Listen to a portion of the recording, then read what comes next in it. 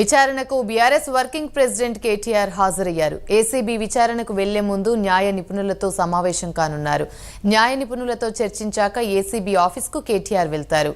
కేటీఆర్ విచారణ నేపథ్యంలో ఏసీబీ కార్యాలయం వద్ద భారీ బందోబస్తును ఏర్పాటు చేశారు.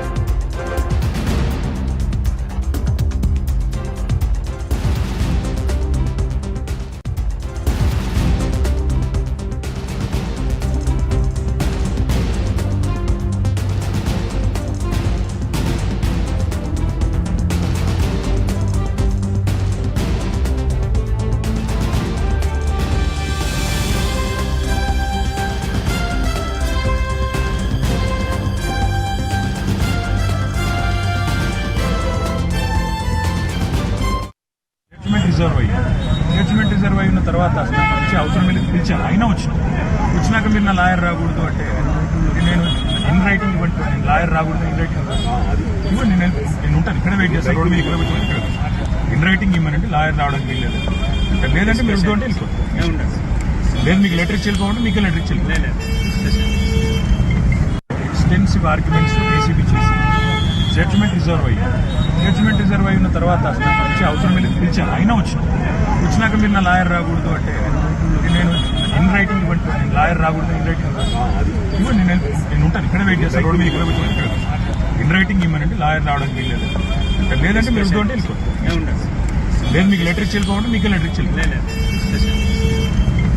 ఎక్స్టెన్సివ్ ఆర్గ్యుమెంట్స్ ఏసీబీ చేసి జడ్జిమెంట్ ఫార్ములా ఈ కార్ రేస్ కేసులో ఏసీబీ విచారణకు బీఆర్ఎస్ వర్కింగ్ ప్రెసిడెంట్ కేటీఆర్ హాజరయ్యారు. ఏసీబీ విచారణకు వెళ్లే ముందు న్యాయ నిపుణులతో సమావేశం కానున్నారు.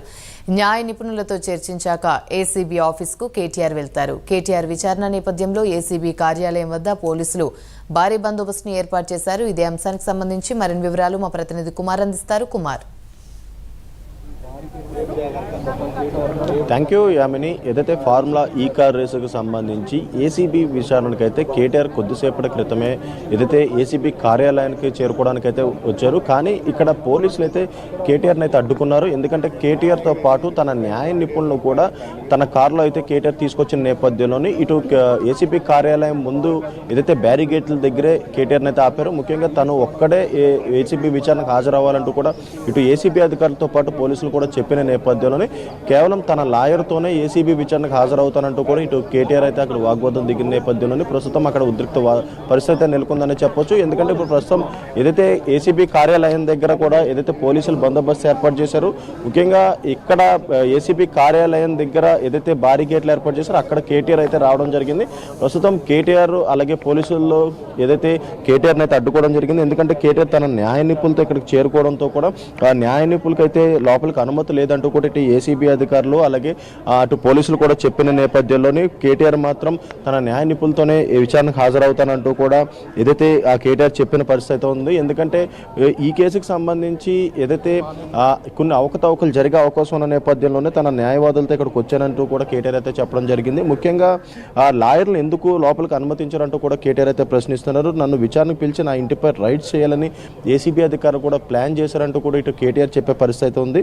నన్ను 2 గంటలు ఇక్కడే ఉంచి తన నివాసాల్లోనే ఏదైతే ఏసీపీ రైడ్స్ చేయడానికి సిద్ధమయ్యారంటూ కూడా ఇటు కేటీఆర్ అయితే చెప్తున్నారు. ముఖ్యంగా ఈ ఏసీపీ రైడ్స్ జరిగే సమయంలో కూడా తన ఇంట్లో ఏమీ లేకపోయినా సరే వీళ్ళే అక్కడ ఏదో ఒకటి పెట్టి తనను ఇరికించేందుకు ప్రయత్నిస్తున్నారంటూ కూడా ఇటు కేటీఆర్ అయితే చెప్పడం జరుగుతుంది. ముఖ్యంగా ఇటు హైకోర్టు తీర్పు రిజర్వ్ అయిన నేపథ్యంలోని అసలు ఈ డ్రామాలన్నీ ఎందుకనేది కూడా ప్రస్తుతం కేటీఆర్ అయితే అడిగే పరిస్థితి ఉంది. ఎందుకంటే ఈ హైకోర్టు తీర్పు ఇంకా రిజర్వ్లో ఉన్న నేపథ్యంలోనే తనను అసలు ఈ విచారణకి పిలవాల్సిన అవసరం కూడా లేదంటూ కూడా ఇటు కేటీఆర్ చెప్పే పరిస్థితి ఉంది. ఎందుకంటే ఇప్పటికే ఏదైతే ఏసీబీ అధికారులు ఎఫ్ఐఆర్ నమోదు చేసిన నేపథ్యంలో ఇటు ఏసీబీ అధికారులు ఏదైతే విచారణకు రావాలంటూ కూడా ఏసీబీ అధికారులు నోటీసులు జారీ చేసిన నేపథ్యంలో ప్రస్తుతం కేటీఆర్ని అయితే ఏసీబీ కార్యాలయం ముందు అయితే పోలీసులు అయితే ఆపేసిన పరిస్థితి ఉంది. Yamini. Right, thank you Kumar.